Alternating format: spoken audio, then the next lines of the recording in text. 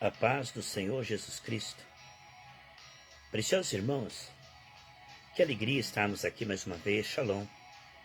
Que Deus te abençoe muito em Cristo, como você já é abençoado. No homem interior possa ser historicamente. Amém, queridos? Hoje eu quero falar de forma breve sobre a diferença entre decisão e escolha nas tentações. Qual a diferença entre decisão e escolha nas tentações? A palavra de Deus diz em Romanos capítulo 7, versículo 22 e também versículo 23. Porque segundo o homem interior, tenho prazer na lei de Deus, mas vejo nos meus membros outra lei que batalha contra a lei do entendimento que está me prendendo debaixo da lei do pecado. Batalha contra a lei do entendimento, me prendendo embaixo do pecado, debaixo da lei do pecado, que está nos meus membros. Forte isso, né? Vamos ler novamente? Mas vejo nos meus membros outra lei, que batalha contra a lei do meu entendimento e me prende debaixo da lei do pecado. Veja que ele fala aqui, a lei do entendimento, outra lei, a lei do pecado. A lei do entendimento e a lei do pecado, que está nos meus membros. Na minha mente, a lei de Deus. Nos meus membros, a lei do pecado. E há uma batalha entre carne e espírito. A diferença entre decisão e escolha é fundamental que nós possamos discernir como funciona a dinâmica da vitória espiritual cada vez que somos tentados. Pois isso é plenamente possível, não é? 2 Pedro, capítulo 1, do versículo 2 ao 4, diz que nós recebemos uma nova natureza e através dela já escapamos dos convites e as seduções do pecado. Romanos 6,14 diz que nós estamos debaixo da graça e não debaixo da lei, por isso nós somos mais escravos do pecado. A Bíblia diz em 1 Coríntios 6,17 que aquele que se une com o Senhor é um só no Espírito. E em 1 João 4,17, que assim como Cristo é, somos nós nessa terra. Por isso, queridos, ainda não temos um corpo glorificado, e o corpo não é pecaminoso, mas a carne, que são sentimentos, pensamentos e desejos, contrários à palavra de Deus, que nos tentam até que tenhamos um corpo glorificado. Enquanto estamos nessa terra, somos tentados, mas não precisamos cair em tentação. No passado, o Senhor nos perdoou da culpa e da pena do pecado. Hoje, o Senhor nos livra do poder do pecado, de cair em tentação. E no futuro, o Senhor nos livrará da presença do pecado, onde não haverá mais tentação. Portanto, fomos salvos do pecado, estamos sendo salvos do pecado e seremos salvos do pecado. E essa dinâmica maravilhosa, ela flutua entre decisão e escolha. E para tal, precisamos compreender o que temos recebido. Porque é em cima desta revelação de quem somos, temos e podemos em Cristo, que nós batalhamos. Paulo, escrevendo para Timóteo, diz: Timóteo, segundo as profecias que foram ditas a teu respeito, através delas medita, transforma em armas de guerra o conhecimento de quem você é em Cristo. Aqui nós lemos em Romanos 7, 22 e 23, que há uma batalha, que segundo no homem interior nós temos prazer na lei do Senhor. Nosso espírito já há uma nova natureza, uma nova mentalidade. Mas na nossa carne ainda existe as tentações os convites para o pecado. Estamos bem no meio. A nossa alma está entre o poder que está em nosso espírito, pela presença do Espírito, e a fraqueza que está em nossa carne, até que recebamos um corpo glorificado.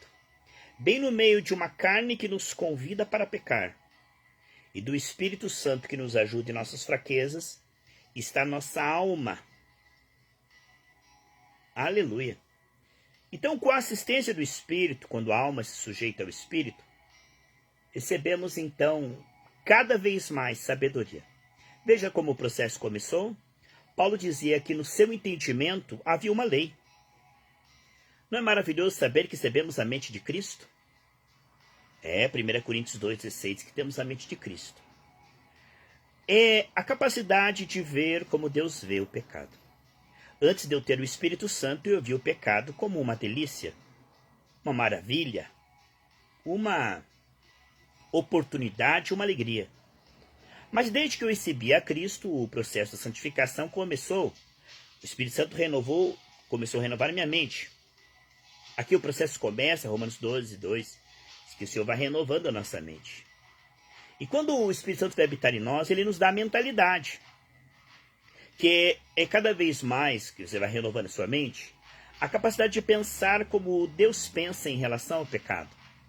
A capacidade de ver o pecado como algo desnecessário, abominável, como algo imundo, como algo que você odeia. A mente de Cristo é a razão pela qual não caímos mais em tentação. Se nós não tivéssemos o Espírito, estaríamos fazendo aquilo que faríamos ou pior. Sansão disse: se o Espírito Santo sair de mim, eu serei como os demais homens. Então, o que nos diferencia é que o Espírito Santo veio e mudou a nossa mentalidade. A nossa mentalidade agora consegue discernir pecado como pecado. A nossa mente consegue ver que aquilo nos afasta de Deus, entristece a Deus, desonra a Deus, e de que não é algo do qual nós precisamos. Não é maravilhoso saber que o processo começou? Deus mudou a nossa mentalidade. Nós não pensaríamos assim se não tivéssemos o Espírito. Nós não veríamos assim se não tivéssemos o Espírito. Bendito o Espírito Santo que nos deu a capacidade de discernir aquilo que realmente é bom. Amém? Portanto, Paulo está dizendo aqui em Romanos 7, que na mente ele entendia aquilo como pecado. Mas os seus membros tinham uma outra lei, que era a lei do pecado, que tentava o arrastar e o puxar para pecar. Então ele estava ali bem no meio entre uma mentalidade que dizia: não, Paulo, isto é pecado.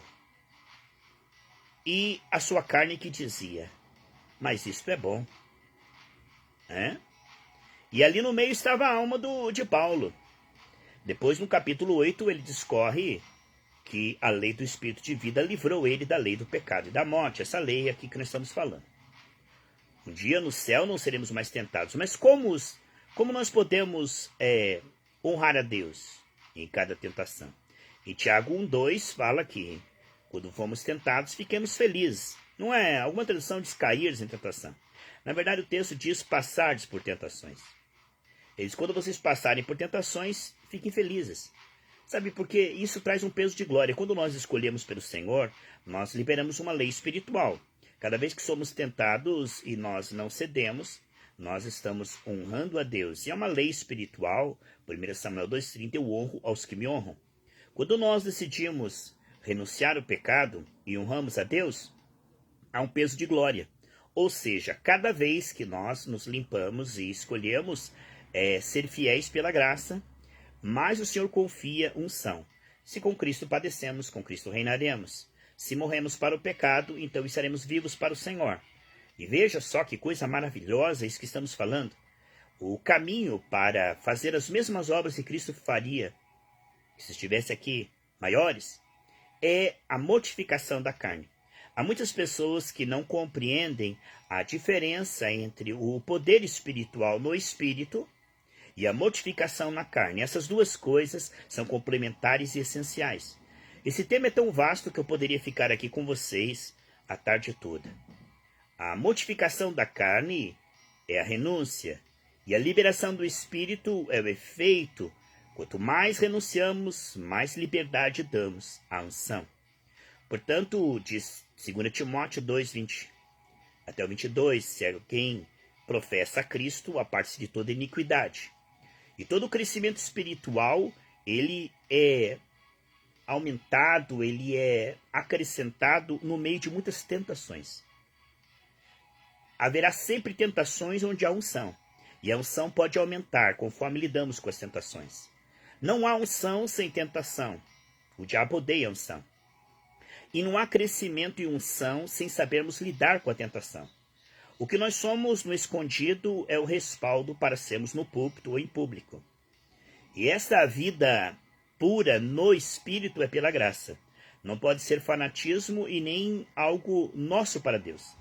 Vemos que a palavra fidelidade, lá em Gálatas, como fruto do espírito, fé, fidelidade, é um fruto do espírito, ou seja, nós somos fiéis na fidelidade que recebemos.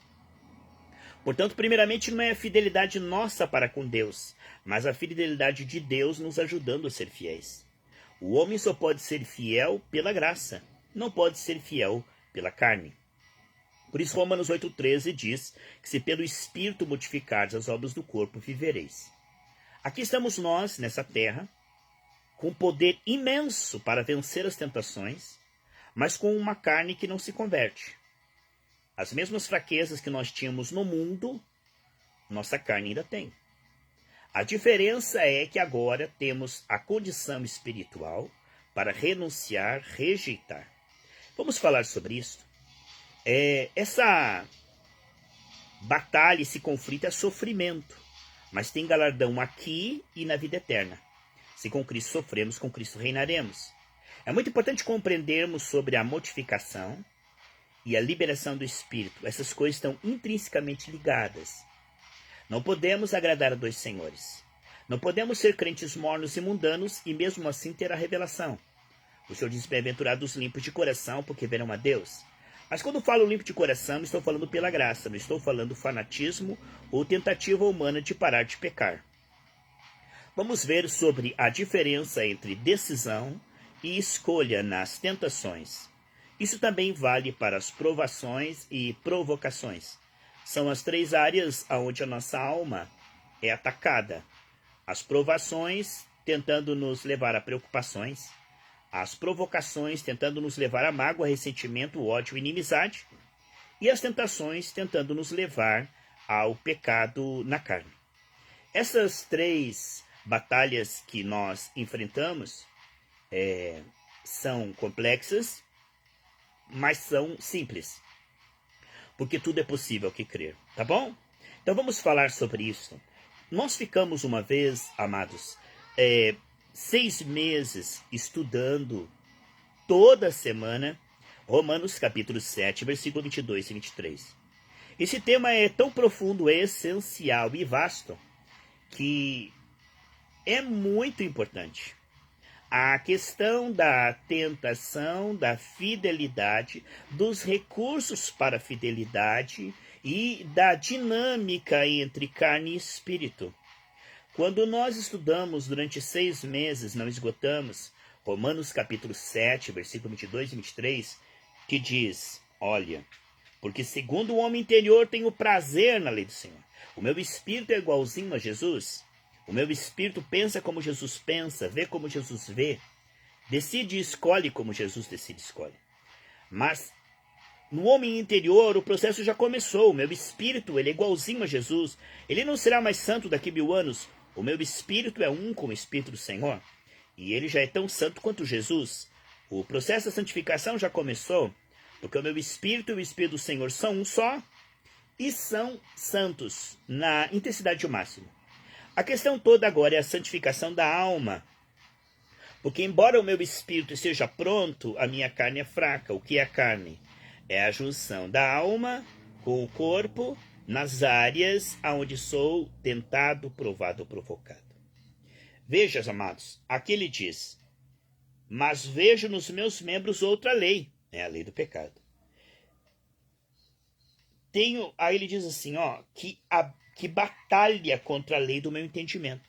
Então, no espírito, Paulo estava decidido a não pecar. Ele conseguia ver o pecado como algo abominável. Ele estava decidido no seu espírito que iria ser fiel ao Senhor. Porque o Espírito coloca em nós um novo querer, um novo efetuar. Nascemos de Deus, e a marca que nascemos de Deus não é que nós extinguimos o pecado.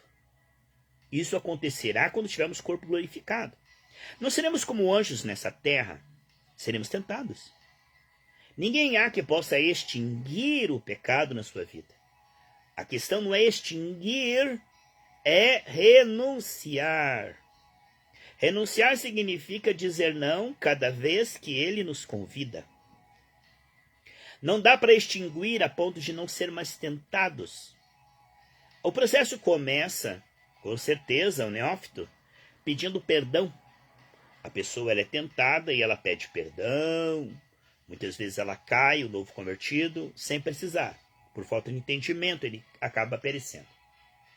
Então, quando o crente começa, ele pede perdão, mas com o tempo ele começa a compreender que só o perdão não o satisfaz nem a Deus.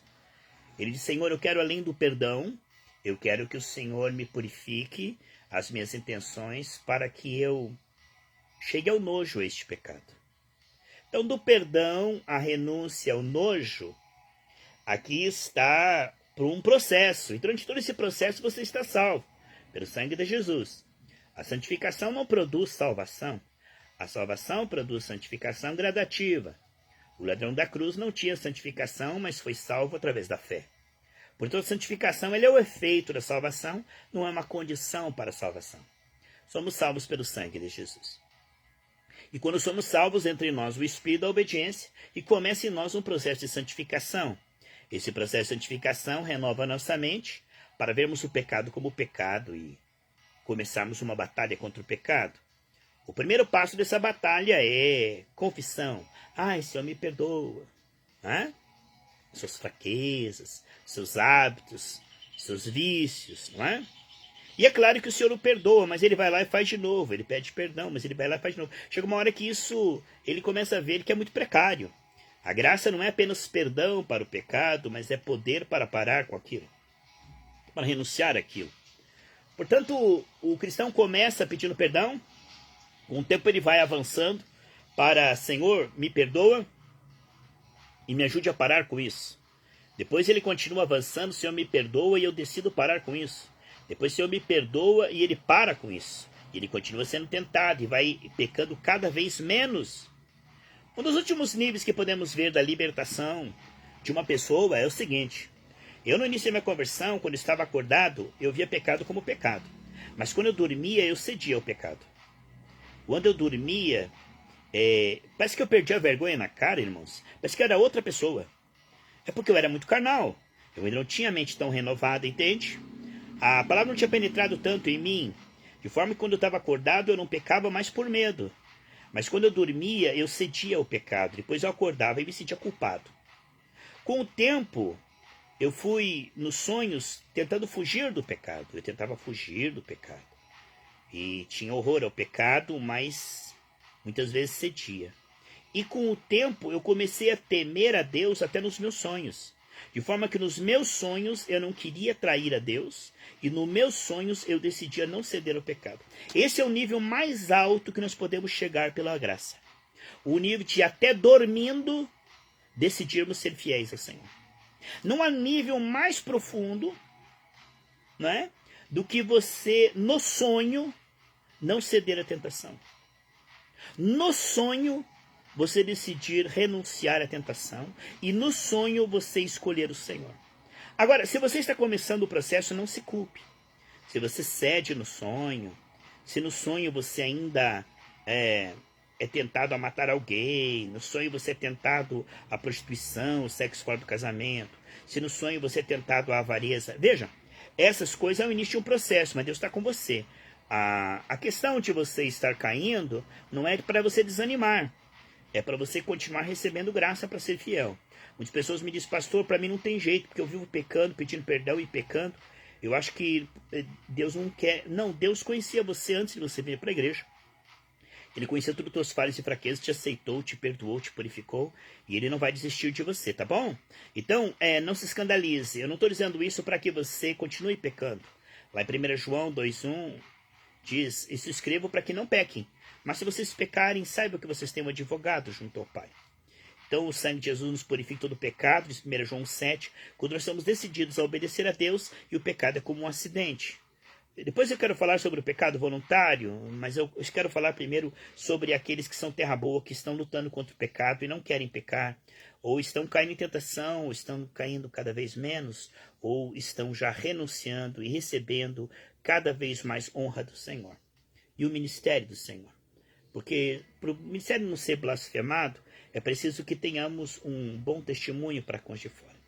Não adianta nós termos no púlpito uma pessoa e termos uma vida suja, porque você pode enganar algumas pessoas por um tempo, ou pode enganar todas as pessoas por um tempo, ou algumas pessoas o tempo todo, mas você não pode enganar todas as pessoas o tempo todo. Uma hora a casa cai. Não há nada escondido que não venha a ser manifesto, e se você não for sincero, você vai ser desmascarado, como aconteceu com Davi. Você vai ser envergonhado, porque o diabo ajuda a fazer, mas não ajuda a esconder. Então o que nós vemos é que Deus está aqui para perdoar e purificar. E o diabo diz, esconda, porque aí eu tenho legalidade de brecha e vou te envergonhar. Provérbios 28:13, que aquele que confessa com a intenção de abandonar será perdoado e terá misericórdia de Deus. Deus não vai expor isto, mas se você brincar com o pecado escondido, você vai cair e será desmascarado diante de toda a congregação. Salmo 107 diz que aquele que usa de engano não ficará na minha casa. Portanto, o hipócrita, ele acaba sendo desmascarado. Mas aquele que é sincero e chama pecado de pecado, 1 Coríntios 11:21 diz, quando eu chamo o pecado de pecado, Deus não me julga, mas Deus se torna meu advogado e responsável para me tirar do pecado. Eis aí o Cordeiro de Deus que tira o pecado do mundo. Portanto, Deus não quer de maneira alguma que você seja envergonhado. Ele jamais deixará com que as pessoas percebam aquele pecado oculto que você está confessando e rejeitando. Jamais isso vai aparecer na sua vida ou vai ser visto lá no céu. O sangue de Jesus já purificou e isso está entre você e Deus. Amém, amados? Ele é teu amigo íntimo. E o que você conta para ele, ele não joga no ventilador. Aquilo que você está confessando, que você está renunciando, não atrapalha a tua comunhão com Deus, a bênção, nem o teu ministério. Aquilo que você chama de pecado e renuncia, aquilo ali que está coberto com o sangue de Jesus, não tem legalidade, não tem brecha, não tem culpa, não tem nenhum atrapalho na sua vida espiritual. É muito importante compreender que Deus compreende as suas falhas e fraquezas e Ele deu a graça para te ajudar em tuas fraquezas, não é? Nenhuma condenação há para aqueles que estão em Cristo Jesus procurando dar no Espírito. Portanto, quando nós falamos aqui a diferença entre decisão e escolha na tentação, nós iniciamos com esse texto, Romanos 7, 22 e 23. Citamos também Tiago, capítulo 1, versículo 2, que no meio de muitas tentações devemos nos alegrar, porque estamos crescendo espiritualmente. Não há crescimento espiritual sem sermos provados e aprovados.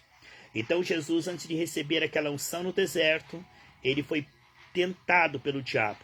E quando nós somos tentados, nós passamos para o próximo nível. Você vai ver que pessoas que são muito ungidas, elas têm uma árvore no centro do jardim que elas renunciam. Então, cada tentação que você renuncia, você está escolhendo o Senhor. Isso legitima e libera uma lei espiritual. Eu honro os que me honram. Então, você está fazendo uma escolha. Uma escolha. Cada vez que você é tentado e você escolhe não ceder, você vai receber mais revelação e unção. Lhe será confiado. Porque você pendeu para Deus. Você se inclinou para Deus e para a palavra. E cada vez que você é infiel, o teu coração retrocede. Você perde revelação e força. Deus te perdoa, mas o processo vai ter que ser reiniciado. Quando a pessoa cai em tentação, ela é perdoada. Mas ela precisa ser restaurada. Vamos falar sobre isso? Então, o que nós vemos é que em Tiago, capítulo 1, 14 e 15, diz que quando nós somos tentados e cedemos, nós então morremos. E essa morte espiritual se dá pelo fato de perdermos o desejo de orar. Quanto mais mundanos, carnais e misturados com o pecado, menos ânimo temos para a oração, leitura bíblica, evangelismo. Nós vamos morrendo espiritualmente. E essa morte progressiva vai se alastrando, de maneira que as coisas do mundo vão ficando cada vez mais atraentes e o pecado cada vez mais interessante. Aqui o que nós podemos ver é um abismo chama outro abismo. Abra por gentileza 2 Pedro, tá? Capítulo 2, do versículo 20 ao 22, fala sobre isso. Olha só. 2 Pedro, capítulo 2, versículo 20 ao 22. Porquanto, se depois de terem escapado, né? Eu quero ler o 19, interessante aqui o 19, ó. Prometendo-lhes liberdade, sendo eles mesmos servos da corrupção. Veja só, porque de quem alguém é vencido se torna servo, se faz servo. Então muitos pregadores pregam Cristo, mas eles mesmos estão presos com o capeta, estão contaminados, seguindo cegos. Eles prometem liberdade, mas eles mesmos são escravos de Satanás, são apóstolos de Satanás, colocam a mão impura transferindo demônios, não tem nenhum temor.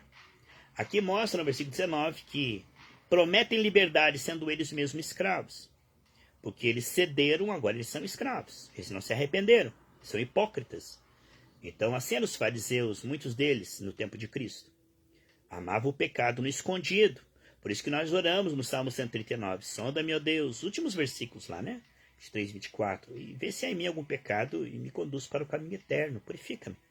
Aqui o que nós vemos é que essa falta de temor e fazer a obra de Deus relaxadamente faz com que a pessoa não se importe com o seu pecado no privado, porque ninguém está vendo. E aí ele sobe no púlpito e coloca uma máscara de super santo ativar e começa a falar diferente e pensar que a vida dele suja não vai com ele para o púlpito. E ali diz que eles prometem liberdade, mas eles mesmos estão contaminados. Você pode ver que quando um pastor ele está em adultério, geralmente ele não prega contra o adultério. Porque na área em que você é vencido, você não tem autoridade, o diabo cega. Então se você está no adultério, você não prega contra o adultério. Se você é avarento, você não prega contra a avareza. Se você tem uma vida sexual suja, você não prega isso. Pode notar que naquilo que a pessoa é vencida, ela não prega. Ela nem toca naquele assunto. É um ponto cego. É uma área em que ela não é tratada, porque ela está estacionada, e também não trata os seus membros na sua igreja. Naquela área, por exemplo, se uma pessoa ela acha normal o sexo de pessoas do mesmo sexo, se ela acha isso normal, ela vai usar a graça como desculpa para se defender.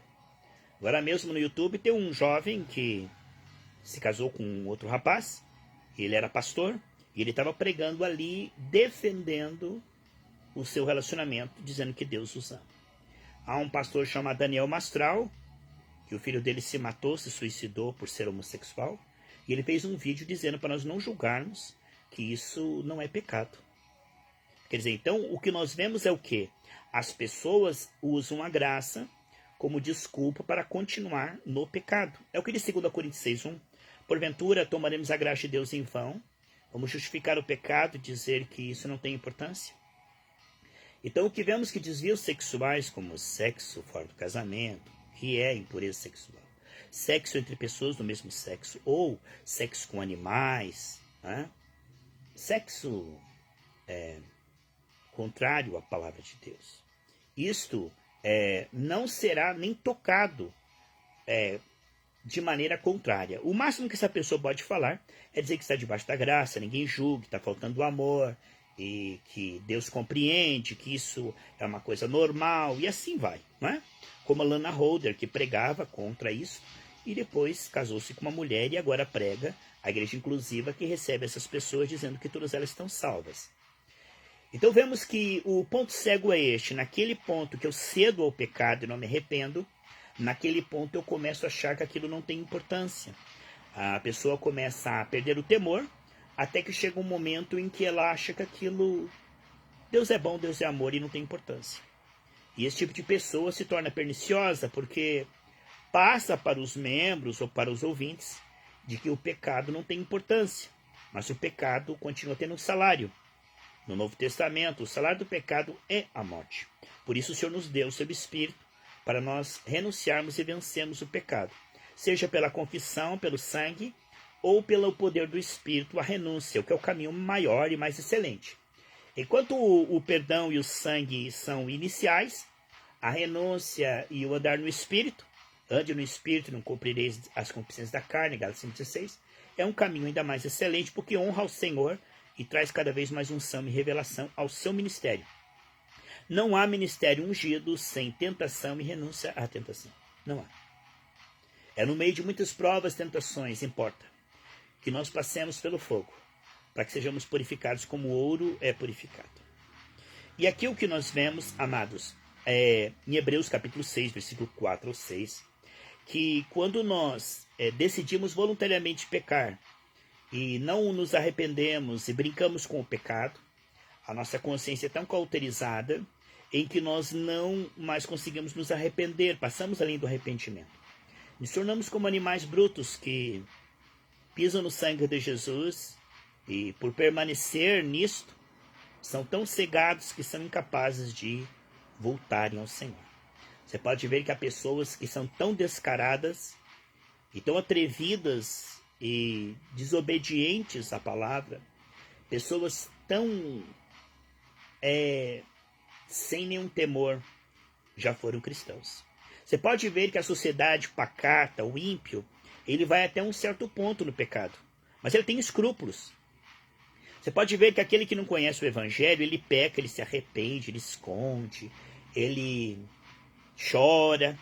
Mas o crente que brinca com o pecado, que extingue o Espírito Santo, ele faz mais abominável que os ímpios, 7 vezes. Porque a casa vazia tem 7 demônios, não é? Então esse tipo de crente, ele faz coisas que os ímpios não fazem. Ele se torna, assim, muito usado por Satanás, ou seja, ele se torna muito eficiente e muito atrevido naquilo que o ímpio não tem coragem. Então eles vão fundo nas trevas. É o que diz aqui em Hebreus capítulo 6, versículo 4 ao 6. Devemos temer o Senhor com temor e tremor, e não brincarmos com o pecado, porque o pecado mata. E quando mata, meus irmãos, poucos são aqueles que os pastores podem ressuscitar. Quando a pessoa brinca com o pecado, poucos são aqueles que os pastores conseguem ressuscitar. Porque depois que morre, meu irmão, ele não quer perdão. Uma vez perguntaram para o pastor, se eu pecar sexualmente com a minha namorada e pedir perdão, Deus me perdoa? A resposta do pastor foi a seguinte: sim, Deus perdoa. A questão é que o pecado, um abismo chama outro abismo, né? O pecado, ele vai tirar de você o desejo de se arrepender e vai aumentar em você o desejo de pecar. Sabe, quanto mais você dá para o pecado, mais o pecado te tem. De forma que nós temos um buraco no nosso coração do tamanho de Deus, nada pode preencher. E quando o homem tenta preencher de pecado, quanto mais ele peca, mais ele quer pecar. Então o pastor falou para ele o seguinte, é o pastor Philip Yancey, no livro, eu acho que é Maravilhosa Graça, se eu não me engano. Philip Yancey respondeu assim: sim, se você pecar, Deus está disposto a te perdoar, mas você não vai querer perdão. Você não vai querer parar de pecar. Uma vez que você pecar, você vai querer mais e mais e mais e mais. E quanto mais você pecar, mais você vai querer. E quanto mais você pecar, mais você vai desejar. Porque depois que você dá lugar ao diabo, você dá uma unha, ele quer uma mão, você dá a mão, ele quer o braço. E quando a pessoa se afunda no pecado, ela não quer mais o perdão. Ela começa a ver o pecado como delicioso. Isto é o último nível em que uma pessoa pode chegar. É perder o Espírito Santo e achar novamente o pecado delicioso. Porque como eu falei da lei do entendimento, é o seguinte: quando o Espírito Santo entra em mim e você, ele nos dá um novo entendimento, que é a capacidade de ver o pecado como algo abominável e a capacidade de decidir: eu nunca mais vou fazer isso. Então a diferença entre decisão e escolha é o seguinte: a decisão no Espírito, quando o Espírito vai habitar em nosso coração, a decisão no Espírito ela é definitiva. Todo aquele que tem o Espírito Santo, ele está decidido: eu não vou pecar. É claro que ele vai pecar ou por fraqueza, por descuido, né? Cada vez menos, mas vai pecar. Eclesiastes 7:20 diz que não há ninguém que faça sempre o que é certo o tempo todo e nunca peque, mas é involuntário. Portanto, a decisão, todo aquele que tem o Espírito Santo, ele tem a mente de Cristo, a capacidade de ver aquilo diferente como ele via no mundo. No mundo ele via o pecado como delicioso, Agora ele vê o pecado como algo abominável, horrível. Quem tem o Espírito Santo vê o pecado como horrível, embora a sua carne goste. A sua carne acha maravilhosa, mas ele tem a mente de Cristo, ele consegue discernir que aquilo é abominável. Então, no seu espírito, ele vê aquilo como abominável. E no seu espírito, ele decide: nunca mais em toda a minha vida vou fazer isso. Aqui está a marca de quem tem o espírito. Todo aquele que é de Deus não permanece no pecado. Se alguém diz que está em Deus, mas ele acha o pecado natural, ele ainda não nasceu de Deus, ele é religioso. Porque a característica básica do Espírito Santo na minha e na sua vida é a capacidade de ver o pecado como pecado, a mente de Cristo, e a capacidade de decidir: eu nunca mais vou pecar. Entende? Nunca mais na minha vida eu vou me entregar a isso. Essa decisão e essa percepção mostra o novo querer, o novo efetuar, que essa pessoa tem um espírito. Não é porque ela às vezes peca que Deus leva em conta. Deus está olhando o coração, não o desempenho. Romanos 4:5 e Romanos 3:28. Às vezes a pessoa ela pode pecar involuntariamente. Pecar cada vez menos, mas pecar. Não estou dizendo isso para que você peque, mas peca. Então, mas ela está decidida não pecar. Ela não faz provisão para a carne. Romanos 13:14. E ela tem na mente dela que aquilo é abominável e desnecessário. Está entendendo? Então vemos aqui que o espírito está ganhando espaço e a carne está perdendo espaço. No espírito ela vê aquilo como pecado e ela decide que nunca mais vai fazer. Então, decisão é uma coisa, escolha é outra. A decisão ela é definitiva. Por exemplo, eu decido nunca mais me prostituir, certo? Mas a escolha ela é vez após vez. Eu não posso escolher que nunca mais vou cair em tentação, mas a cada tentação eu escolho o Senhor. Aquele que eu escolho, quando eu escolho o Senhor, ele envia socorro, né, coberto com sangue, né, revestido pelo Espírito, eu não caio. Então você está vendo? A decisão é definitiva, mas a escolha é cada vez que sou tentado. A decisão ela é definitiva, nunca mais eu quero pecar, não vou mais pecar. E a escolha é, no momento da tentação, se eu me voltar para o Senhor e escolher, daquela vez eu não vou cair. Mas não significa que nunca mais serei tentado. Não significa isso. Enquanto tivermos esse corpo de carne, que não tivermos corpo glorificado, gememos, porque somos tentados. Minha tentação às vezes é diferente da sua. Uns são tentados na gula, outros são tentados na avareza, outros são tentados na ira, outros são tentados à melancolia, à depressão, outros são tentados à impureza sexual, outros são tentados ao orgulho. O espinho na carne de Paulo.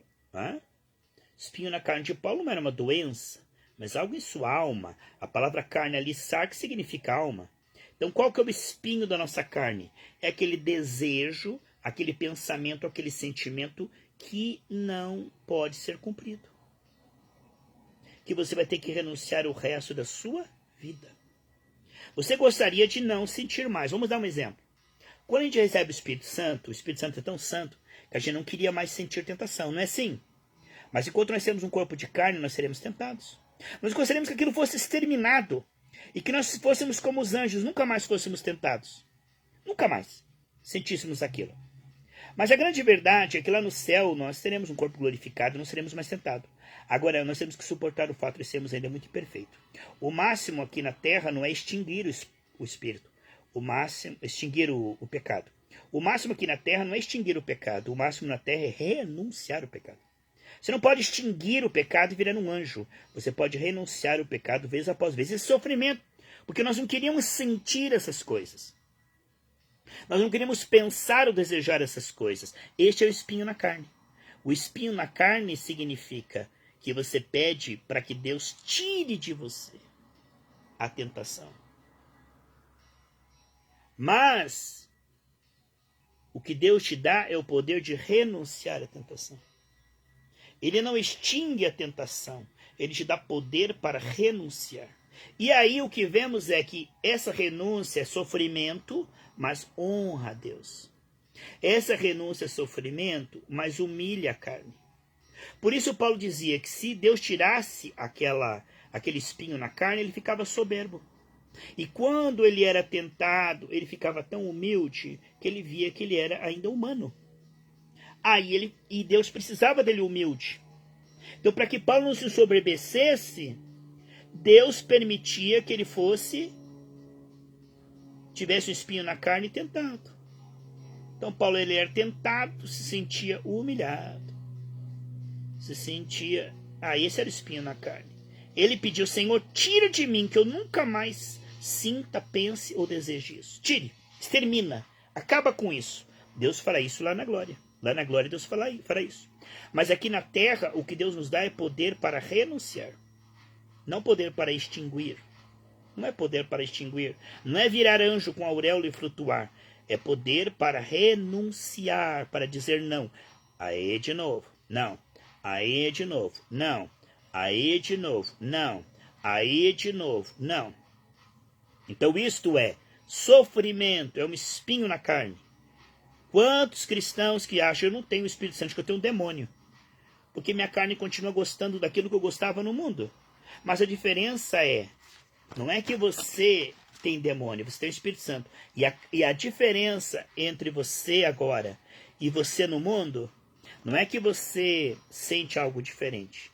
Muitas vezes você sente as mesmas coisas, deseja e é tentado nas mesmas coisas. Mas a diferença é que você agora vê isso diferente. Você consegue ver isso como pecado. E você está decidido a não pecar. Olha a diferença. A diferença não é que você não deseja. A diferença não é que às vezes você cai ou não cai. Não é essa a diferença. Não é o desempenho, é a natureza que mudou. O desempenho vai mudando aos poucos. A diferença não é que você não deseja, você deseja. A diferença não é que você nunca cai, às vezes você cai, mas você está decidido: eu nunca mais vou me entregar a isso, eu não preciso disso, isso é abominável, eu odeio isso. Tá vendo? Esta é a diferença. Não despreze os pequenos começos, meu irmão, minha irmã. Aqui o que nós vemos em 2 Pedro, capítulo 2, do 20 ao 22, continuando a leitura, é o seguinte: porquanto se depois de terem escapado das corrupções do mundo, pelo conhecimento do Senhor e Salvador Jesus Cristo, forem outra vez envolvidos e vencidos, tornou-se-lhe o último estado pior do que o primeiro. Porque melhor lhes fora não conhecerem o caminho da justiça, do que conhecendo, desviando-se o santo mandamento que lhes fora dado. Deste modo sobreveio-se um verdadeiro provérbio: o cão voltou para o próprio vômito, e a porca lavada por despojador de lama. Então o que ele está falando aqui, que é melhor não receber o Espírito do que extinguir o Espírito. Então a pessoa recebe o Espírito e recebe poder para dizer não ao pecado. E se ela continua pecando voluntariamente e extinguindo o Espírito, expulsando o Espírito com tanta imundícia, a glória de Deus se vai, o estado dessa pessoa se torna pior, porque agora ela tinha poder para renunciar e decidiu ceder e permanecer sem arrependimento no pecado. Então, essas pessoas que hoje vocês veem fazendo abomináveis coisas, são ex-crentes. Vai estudar a vida dos maiores ateus, descarados, que estão na internet falando mal da Bíblia, da igreja. Já tiveram um espírito. Um ímpio não tem coragem. Você sabe que os ímpios não perseguiam a Cristo. O que perseguiam a Cristo eram os religiosos. Os espíritos religiosos são os piores. 7 demônios. Então o que acontece é o seguinte: a pessoa que ela blasfema com o Espírito Santo, que se torna como um animal, e já passou, é pós-evangélico, né? Pós-evangélico. Ela se torna muito munida demoniacamente para perseguir o evangelho. Você pode ver que pessoas como Karl Marx, Nietzsche, todos eles, são pessoas que rejeitaram o evangelho. Então aí se escrevem tratados bem elaborados e bem demoníacos. Quanto mais a pessoa teve do Espírito, extinguiu o Espírito, mais ela vai ter do demônio para liberar o pecado, incentivar o pecado e combater a Bíblia. Você não vai ver muitos ímpios combatendo a Bíblia. Você não vai ver muitos ímpios combatendo a igreja. Você vai ver pessoas que extinguiram o Espírito. Esse tipo de pessoas se tornam tão odiosas, a consciência dela está como de um animal, uma certa expectação de morte. Elas se tornam tão endemoniadas que elas se tornam perseguidoras do Evangelho e da palavra de Deus. Zombam da palavra de Deus, escarnecem da palavra de Deus. Têm horror à palavra de Deus. Porque já passaram pelo Evangelho, entende? Porque já ouviram o Evangelho. E foram rejeitando, expulsando o Espírito. Então, esse tipo de pessoa que são aquelas que têm aí uma linguagem elaborada contra a palavra de Deus. Você vai ver que o ímpio não tem um ódio elaborado, muitos argumentos contra a Bíblia. Mas aquele que já passou pela Bíblia e rejeitou a Bíblia, hoje ele tem muitos argumentos para provar que a Bíblia, que Deus e tudo mais é mentira. Tá entendendo? Isso é uma coisa tremenda, né, meus amados? Isso é uma coisa que acontece. Então, a Bíblia diz em 2 Pedro, capítulo 2, versículo 1, que muitos terão heresias no tempo final, negando a redenção de Cristo e a libertação do pecado. Né? Então eles têm o pecado por algo comum, algo normal, algo a ser suportado e cedido. Portanto, a decisão está no fato definitivo no Espírito. E a escolha está vez após vez após vez. Eu oro por você, amado irmão, amada irmã, que ao ouvir esse estudo você possa tomar o lado do Senhor com temor e tremor. Quando está aqui na peregrinação, aqui na terra que nos resta, não vivamos mais como vivíamos antigamente, na imundícia e no escárnio, mas possamos viver santa e piedosamente pela graça. Como? Pela graça. Foi como eu falei aqui nessa breve meditação. Esse tema é tão vasto que nós poderíamos fazer várias e várias partes. Continuar estudando isso aqui. Posso falar na sequência como vencer a tentação pela graça. Tá? Pode ser a parte 2 desse tema. Mas eu quero que você ouça novamente esse estudo e você passe para alguém que está passando por tentações, que está passando por perplexidades, para ele receber essa unção. Pode ter certeza que esse estudo, irmão, vai ajudar alguma pessoa que está sofrendo. Porque Deus não quer de você culpa. Deus não quer que você pare de pecar. Deus quer que você receba o perdão dele e o poder dele para ir saindo do pecado. É um processo. Não é por força nem por violência, mas é pelo Espírito do Senhor. Muito obrigado por você que participou dessa live. Se você pegou ela no final ou no meio, eu vou colocar agora lá nos grupos. Você pode ouvi-la novamente, tá bom? Desde o início. E eu creio que isso vai ajudar bastante você, porque não é apenas informação. Há uma atmosfera aqui liberada. Você que estava fraco vai ficar forte agora, eu vou orar por você. Você que estava caindo no vício, no pecado, você vai agora receber revelação e graça para vencer. E eu vou orar por você agora. E Deus vai te limpar, te fortalecer, te restaurar, te renovar. Lembre-se que Deus está aqui para te perdoar e para te fortalecer. Deus não está aqui para te condenar nem para te derrubar. Ele não desistiu de você. Se você ainda crê nessa palavra, é porque você não extinguiu o Espírito Santo. Se você quer se arrepender, é porque você ainda tem o Espírito Santo. Pai, confirma essa palavra que nós estudamos de forma tão breve. Foram apenas 50 minutos, que pareceu mais 5 minutos. Foram apenas 50 minutos, Pai, onde falamos a diferença entre decisão e escolha nas tentações. E aprendemos um pouquinho, Pai. Sei que essa série poderá continuar, porque é um tema vasto. E nós poderemos fazer ainda a parte 2, 3, 4. E eu sei que vai ajudar a levantar uma igreja pura. Não de forma fanática, mas pela graça. Obrigado pelos irmãos que estavam comigo ao vivo. Obrigado por aqueles que virão no gravado. E obrigado, meus irmãos, você que tem orado por nós. Eu profetizo sobre a sua vida a unção da pureza de Cristo, o poder de Cristo, a graça de Cristo, o perdão de Cristo, a restauração de Cristo, um coração que teme, que adora, que vence as tentações. Em nome de Jesus, amém? Amém. Muito obrigado, shalom. God bless you, friends. Jesus te ama, eu também te amo.